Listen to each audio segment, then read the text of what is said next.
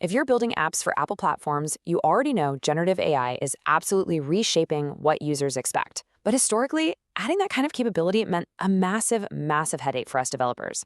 Well, today, we're looking at a huge leap forward from Apple, the Image Playground framework. We're going to explore exactly what this is and how you can seamlessly integrate incredibly high-quality image generation.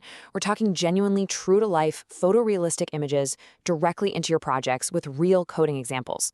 Because let's be honest, this hits on a massive industry pain point. How exactly are you supposed to add high-quality generative AI without managing back-end servers, wrestling with API keys, or most importantly, risking your users' privacy? Well, the answer is Apple's Image Playground, running on private cloud compute. It's a completely frictionless solution. Your users' data is never stored or shared, not even with Apple, and you get to completely bypass all those infrastructure headaches. It's a real game changer. So, here is our agenda for today. First, we'll meet Image Playground. Then we'll look at adding the basic sheet, seeding context in images, customizing sizes and styles, and finally, handling device availability. All right, Section 1, let's meet Image Playground and get an overview of its capabilities. The sheer versatility of these models is honestly incredible. Right out of the box, the API supports a wide range of built-in styles. You've got animation for those fun, playful characters, illustration for a really polished editorial look, sketch for a more hand-drawn feel, and Genmoji for super expressive emoji scale characters. Or, you can just ask for an image without a specific style and get something genuinely photorealistic. Plus, the models can handle multiple people in a single scene, personalize them by pulling directly from the user's photos library, and they handle open-ended text descriptions beautifully. But for us developers, the absolutely crucial point here is this: zero infrastructure. If you've ever tried building AI features before, you know managing server models and usage limits is a total nightmare. Now sure, Image Playground relies on powerful server models, which means there is a usage limit tied to iCloud Plus. But here is the absolute best part. That is not your problem.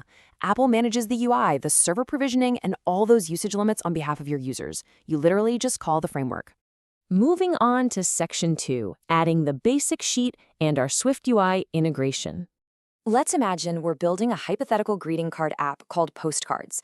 Adopting this framework starts with incredibly simple steps. There's no complex SDK initialization or endpoint configuration. You literally just add the .ImagePlayground sheet view modifier to a view, say a button. You pass a binding to an @state boolean, and the moment that binding flips to true, boom, the sheet pops up. Flipping that one single boolean handles the entire UI, the model interaction, the whole shebang. And when the user confirms an image, the completion closure hands you a URL pointing to a temporary file. Just make sure to save that file somewhere permanent before your session ends. Now, if you aren't using SwiftUI, do not worry. The UKit and AppKit integration flows mirror the SwiftUI experience perfectly. You'll just use Image Playground View Controller. You set up your concepts and options as properties right before presentation, and then you just implement a delegate method to receive the resulting image.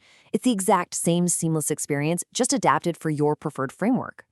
Let's jump into Section 3, seeding context with concepts and images. To really make this feature shine, Apple gives us a crucial API object called Image Playground Concept. Think of this as the vocabulary we use to pass context from our app directly into the generative model. It lets us prime the generation sheet before the user even types a single word.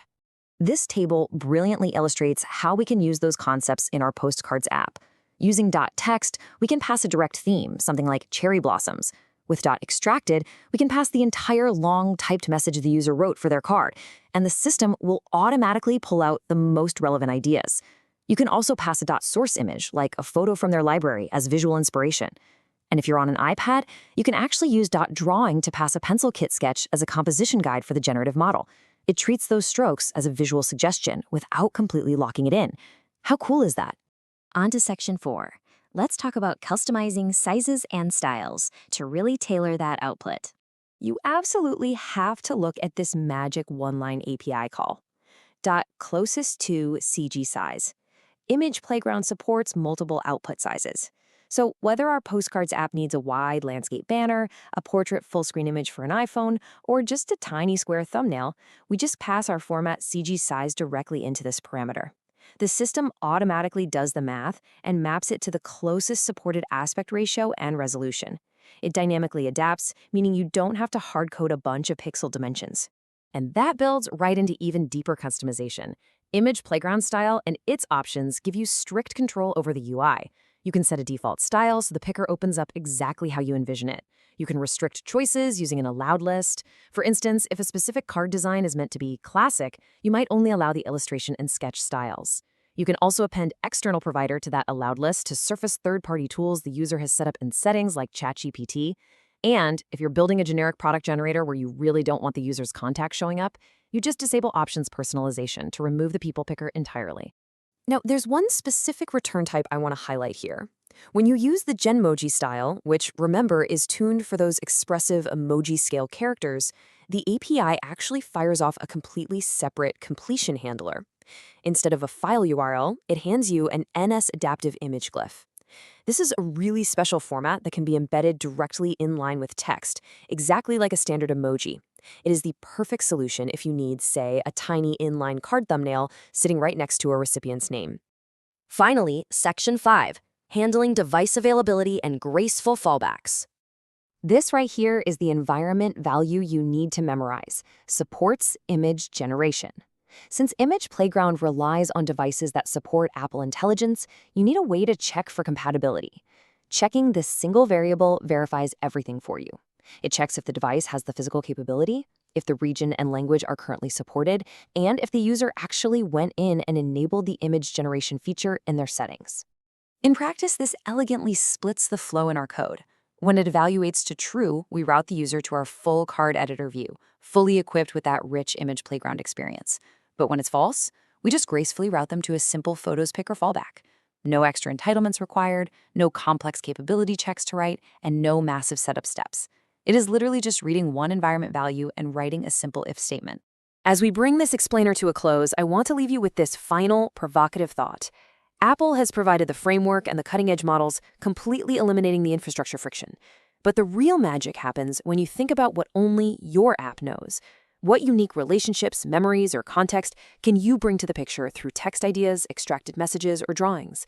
Image Playground brings the generative models, sure, but you bring the story. So what are you meaning for? Go build something that earns a spot on someone's refrigerator. Thank you so much for joining me, and happy coding.